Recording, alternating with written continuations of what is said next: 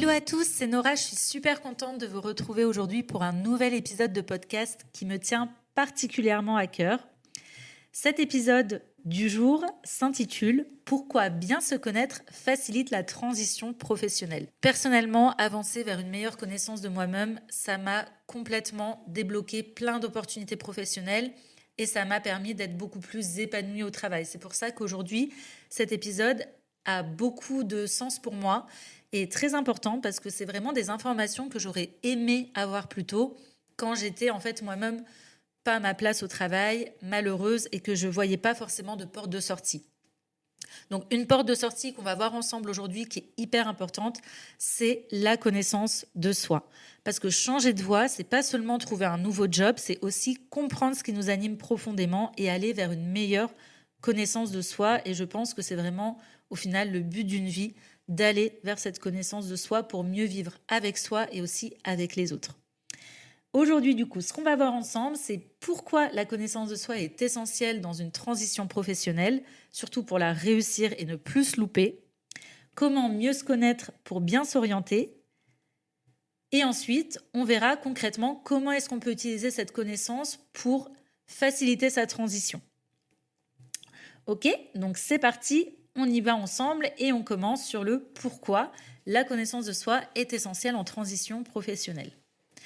Je vais vous demander de prendre un petit moment, là tout de suite, pour réfléchir à une personne qui vous inspire ou qui vous a inspiré au niveau professionnel. Si vous prenez un moment pour y réfléchir, vous allez vous rendre compte que cette personne, si elle vous a inspiré d'une quelconque manière, c'est très certainement parce que cette personne est à sa juste place là où elle est. Ça peut être un manager qui est un super leader, qui sait mener ses équipes vers la réussite de manière collective, qui sait aussi prendre en compte l'individualité de chacun. On sait dans les grands groupes, honnêtement, il y a très peu de bons managers, donc les bons managers, souvent, ils nous marquent, on les retient, et c'est des personnes qui sont à leur juste place. Ça peut être aussi un prof, par exemple, qui a su vous inspirer parce que pour une fois, vous compreniez la matière de manière facile. Il était encore une fois à sa juste place et il arrivait à transmettre son savoir. Enfin bref, vous l'avez compris, quand vous êtes à votre juste place, vous êtes efficace, performant et inspirant pour les autres. Et c'est ce qu'on va essayer de faire aujourd'hui ensemble. En fait, ça se voit quand vous êtes à votre juste place parce que vous rayonnez quelque part d'une énergie qui est inégalable, qui est entraînante, puisque vous aimez profondément ce que vous faites et vous êtes parfaitement aligné. Le terme aligné, c'est quelque chose qu'on entend très très souvent dans la reconversion professionnelle, dans l'épanouissement, dans le développement personnel, mais on ne met pas forcément une définition derrière. Moi, par exemple, la première fois qu'on m'a parlé d'alignement, je savais pas du tout ce que c'était. Je me suis dit, ok, bon, c'est quoi encore ce terme? Qu'est-ce que ça veut dire? Et en fait, pour vous expliquer, l'alignement, c'est tout simplement quand vous êtes parfaitement en phase entre vos valeurs, vos besoins et vos aspirations profondes. C'est pas quelque chose d'évident et comme vous l'avez compris, ça relève forcément d'une très bonne connaissance de soi. Donc, la transition professionnelle, c'est un moment idéal pour prendre un pas de recul et se poser les bonnes questions, rentrer en introspection puisqu'on est dans une période de questionnement, d'incertitude.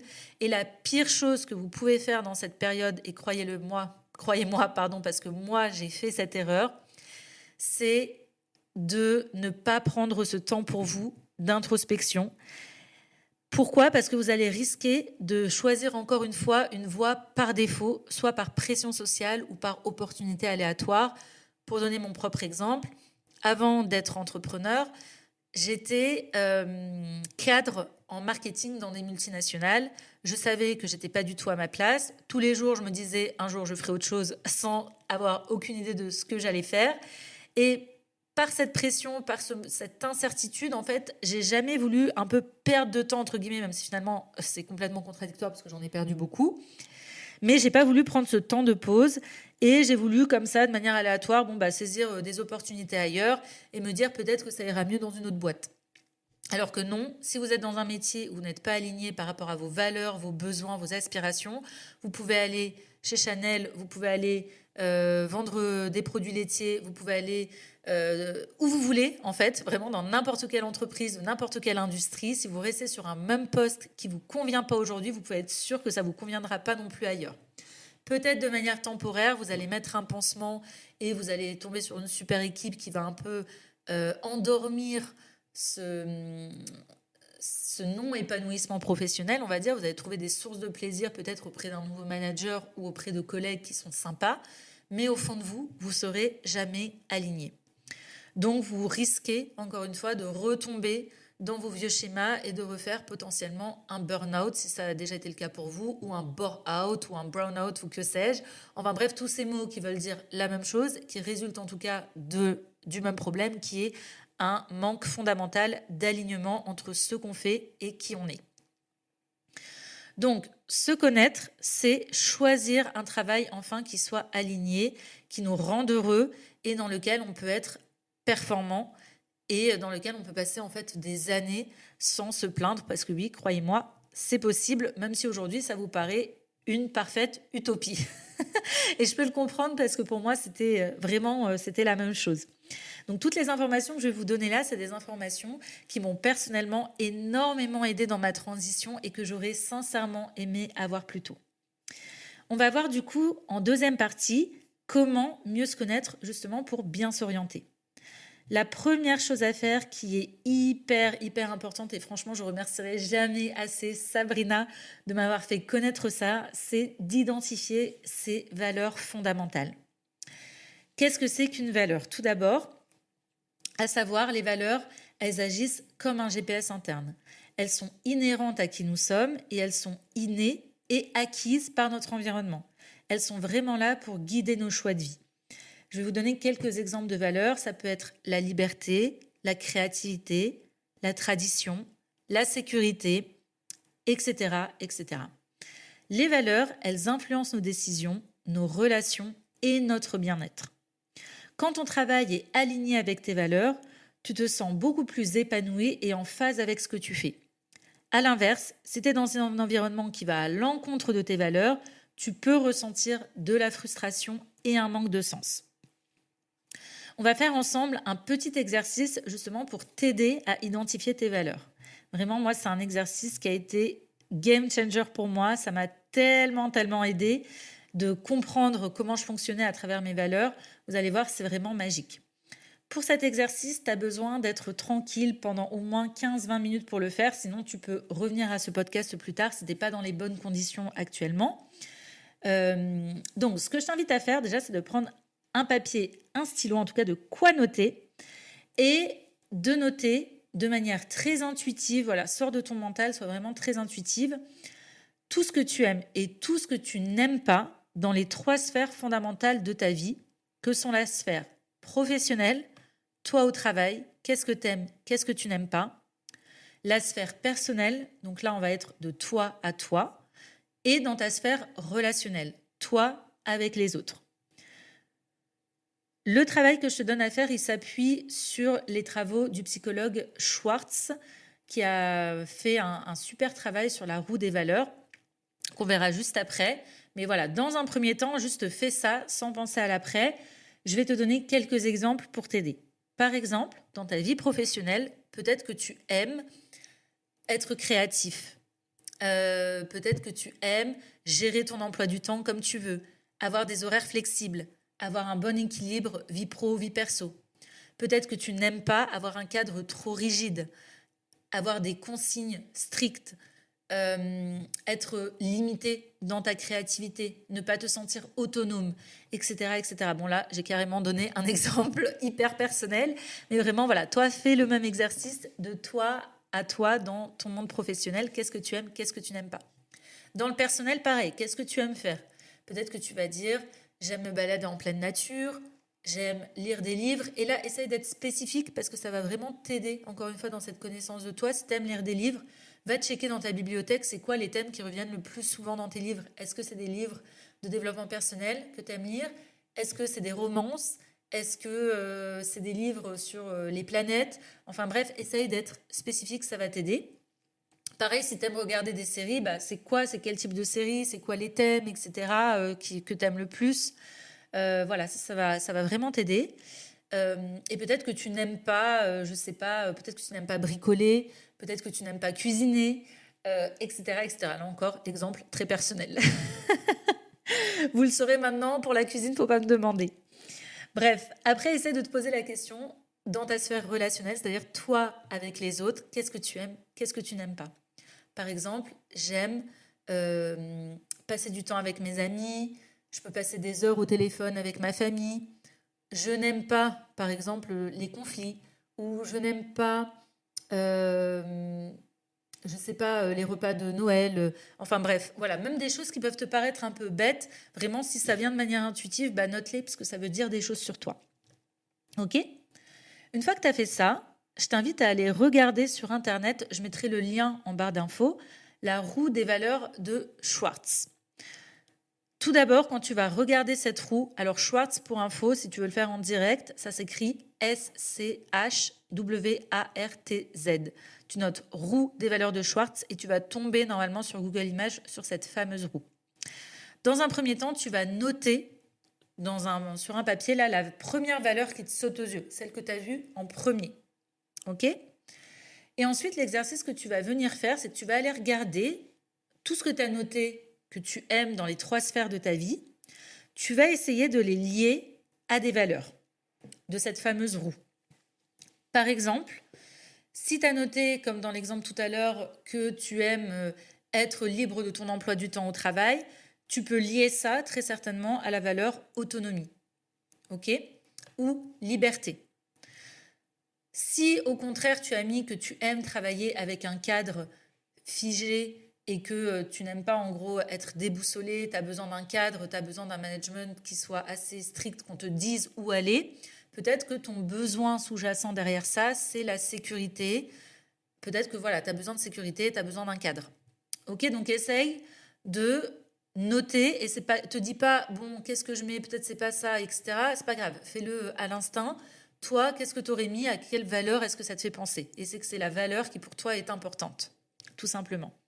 Et une fois que tu as fait cet exercice, eh ben, tu vas très facilement voir que tu as des valeurs qui reviennent très régulièrement et tu vas essayer de faire un petit décompte comme ça et de te faire un top 3 de tes valeurs. Ça va vachement t'aider à comprendre ce fameux GPS interne, c'est-à-dire ce qui est hyper important pour toi et que tu vas devoir retrouver dans un travail. Peut-être qu'aujourd'hui, tu n'es pas épanoui parce que tu es dans un travail où tu ne peux pas faire preuve de créativité et que tu te rends compte que la créativité, pour toi, c'est un moteur, c'est une valeur qui est hyper importante. Pareil, peut-être pour la liberté ou au contraire, peut-être que tu as besoin d'un cadre plus traditionnel, plus sécurisant, etc. En tout cas, tu vas commencer comme ça à pouvoir voir ce qu'il te faut au travail pour nourrir tes valeurs fondamentales. Ok? D'ailleurs, si tu as envie, je vais te préparer une petite trame pour cet exercice pour que ce soit plus facile pour toi de le réaliser. Si tu veux recevoir la trame, commente le podcast ou envoie-nous un email à hello@enroutesimone.net et on t'enverra la trame par email sans souci. Ok, ensuite on va voir comment est-ce que tu peux comprendre tes forces et tes talents. Déjà, il y a une différence à comprendre entre compétences et talents naturels. Les compétences, c'est des choses que tu as acquises à travers tes expériences. Tes talents naturels ou tes expériences ou ta formation académique, etc. Ok, on va parler de hard skills et soft skills. Compétences dures, celles que tu as appris un peu de manière académique, et compétences douces, c'est des compétences peut-être que tu as apprises sur le terrain, comme la communication. Et là, je parle de communication interpersonnelle, pas communication comme compétence dure, justement. Mais voilà. Et puis, tu as aussi des talents naturels. Et bien souvent, ceux-là, on n'arrive pas à les identifier parce qu'en fait, ils sont tellement naturels pour nous qu'on a l'impression que c'est normal. Alors que pas du tout. Justement, ces talents naturels, ils sont hyper importants dans ta réorientation puisqu'en fait, tu vas être tout simplement dans ta zone de génie. Ça va être beaucoup plus simple pour toi. Qu'est-ce que c'est qu'une zone de génie? C'est quelque chose que tu fais de manière très naturelle, dans lequel tu es hyper doué. Et d'ailleurs, bien souvent, du coup, tu t'en rends même pas compte. Donc, comprendre ce qu'est ta zone de génie, ça va énormément t'aider à t'orienter vers un métier dans lequel tu vas te sentir à ta place. Pour trouver ta zone de génie, avec Sabrina, on t'a préparé un test très complet que tu peux retrouver en barre d'infos. C'est le test zone de génie. C'est plein de questions qui vont te permettre d'identifier ton profil dominant. Ok ? Donc, fais ce test. Tu peux aussi t'aider de feedback extérieur. C'est-à-dire, tu peux demander à tes amis, selon toi, qu'est-ce que je fais le mieux? Est-ce que tu as repéré quelque chose que je fais super bien, de manière assez naturelle? Peut-être qu'on va te dire, bah, moi, je trouve que tu es un super conseiller. Je sais pas si tu l'as remarqué, mais dès qu'on a un problème, c'est toi qu'on appelle. Parce que tu as une super écoute et que tu arrives à être tourné solution. Enfin voilà, peut-être que c'est ça ta zone de génie. Ou peut-être au contraire qu'on va te dire, bah en fait, nous on a remarqué que tu as super bien refait ton intérieur, tu as super bien décoré. Peut-être ta zone de génie, c'est ta créativité ou c'est ton sens de l'esthétisme. Enfin bref, tu verras, à travers les feedbacks qu'on va te donner, ça va aussi t'aider à affiner cette zone de génie ou à travers le test, à la confirmer. Donc je t'invite vraiment à faire ça. Et ce que tu peux faire aussi pour t'aider à comprendre tes forces et tes talents, un test qui est super bien, que tu peux retrouver, je te mettrai aussi le lien en barre d'infos, c'est le test MBTI. Tu peux le retrouver sur 16personalities.com. C'est un test qui a été fait, là encore, par des psychologues et qui va t'aider à trouver, là encore, ton profil dominant et tes forces naturelles. Donc voilà, ça, encore une fois, super, super important pour t'aider à identifier tes forces, tes talents. Et une fois que tu as identifié tes forces, tes talents, que tu as pu comprendre tes valeurs, il nous reste à identifier tes besoins et tes contraintes. Parce que comme je l'ai dit au début de l'épisode, peut-être que tu vas te dire, ouais, génial, je serai une super, je sais pas quoi, peut-être, j'en sais rien. Enfin, honnêtement, là, j'ai pas d'exemple qui me viennent en tête, mais peut-être en fait que tu vas avoir un métier passion qui va ressortir et tu vas te dire, ah bah c'est ça que je vais faire parce que c'est ma passion. Mais attention, parce que une chose encore que tu as besoin de faire pour valider ça, c'est d'identifier tes besoins et tes contraintes. Ça, qu'est-ce que c'est? C'est est-ce que tu as besoin. Quel est ton mode de fonctionnement? Est-ce que tu vas être, par exemple, plutôt indépendant ou est-ce que tu as besoin de sécurité? Peut-être que si tu te lances dans un métier passion, je sais pas, peut-être que tu te rends compte que ta passion, c'est le théâtre. Ok, trop bien, mais est-ce que de là en faire ton métier, est-ce que ça répond à tes contraintes et tes besoins? Parce que peut-être que tu as besoin profondément de sécurité et que un poste comment dire, d'intermittent du spectacle, et ben peut-être que ça va pas t'offrir cette sécurité-là, et donc peut-être qu'il vaut mieux que ça reste du loisir, mais que néanmoins, tu peux peut-être mettre cette passion à profit d'un métier qui peut te permettre d'avoir un cadre plus structuré.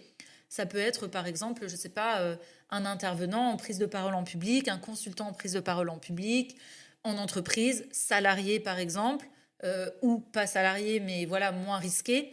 Je sais pas. Après, là, c'est des choses qu'on fait en bilan de compétences, justement, d'essayer de faire tout matcher ensemble entre tes besoins, tes contraintes, tes valeurs et ce qui est important pour toi. Parce que voilà, peut-être que tu as des besoins financiers, un rythme de vie à respecter, un équilibre pro-perso, etc. Ok. Là, ce que tu peux faire déjà pour commencer à y réfléchir, c'est imagine une journée idéale dans un job épanouissant, à quoi ça ressemble. Et là, vraiment, tu mets tout ce que tu aimes, mais aussi tout ce qui répond à tes contraintes en termes, je sais pas, de salaire, en termes d'équilibre, en termes de cadre, etc., etc. Essaye de faire ce petit exercice, ça va déjà te permettre un petit peu d'identifier certains de tes besoins et de tes contraintes. Ok? Donc voilà, je t'ai là brossé en long, en large et en travers, en gros, plusieurs outils pour t'aider à aller vers une meilleure connaissance de toi. Après, évidemment, ça ne se fait pas en un podcast, mais déjà, ça va te donner plein de sources. Je t'invite vraiment, vraiment à faire le test sur la zone de génie parce que ça va vraiment t'aider. Et pareil, le test des valeurs, moi, c'est vraiment quelque chose qui m'a profondément aidé. Ces deux outils, c'est vraiment deux choses qui vont amorcer un énorme changement pour toi. Donc, je t'invite à les télécharger en barre d'infos, à aller chercher ton test en barre d'infos. Et si tu veux avoir la trame toute faite sur la roue des valeurs, n'hésite pas à nous envoyer un mail à hello@enroutesimone.net. Ok, maintenant, on va voir du coup concrètement comment est-ce que tu peux utiliser cette connaissance de toi pour ta transition. Déjà, avoir une très bonne connaissance de toi, ça va te permettre de filtrer les opportunités et d'arrêter de te disperser dans tous les sens parce que maintenant, tu vas savoir ce que tu veux et ce que tu veux pas. Ça va te permettre de prendre des décisions qui sont beaucoup plus alignées et durables et aussi, et surtout d'ailleurs, d'éviter le syndrome de l'imposteur en capitalisant sur tes forces. Voilà, tu sais que tu es dans ta zone de génie, il n'y a pas à avoir ce syndrome de l'imposteur parce que tu es naturellement bon là-dedans. Voilà, écoute, j'espère que tous ces conseils vont t'aider. C'est vraiment, vraiment ce que je te souhaite. Pour synthétiser en quelques mots les points clés de ce podcast, voilà, la connaissance de soi, indispensable à la transition professionnelle. Vraiment, je t'invite à prendre ce temps d'introspection pour te poser les bonnes questions et pas faire la même erreur que moi j'ai pu faire de juste changer d'entreprise sur un même poste parce que si t'es pas aligné, malheureusement, tu le seras pas ailleurs. L'alignement, encore une fois, ça passe par une parfaite connaissance de ses valeurs, de ses forces et ses talents, mais aussi de ses besoins et de ses contraintes. Pour t'aider à faire tout ça, les bilans de compétences, c'est un super outil. Moi, franchement, ça m'a beaucoup, beaucoup aidé. Ça m'a tellement aidé que j'ai eu envie aujourd'hui de rendre l'appareil et de permettre d'avoir cet outil disponible pour les autres. En attendant, je te souhaite une excellente fin de journée et je te dis à très bientôt pour un nouvel épisode.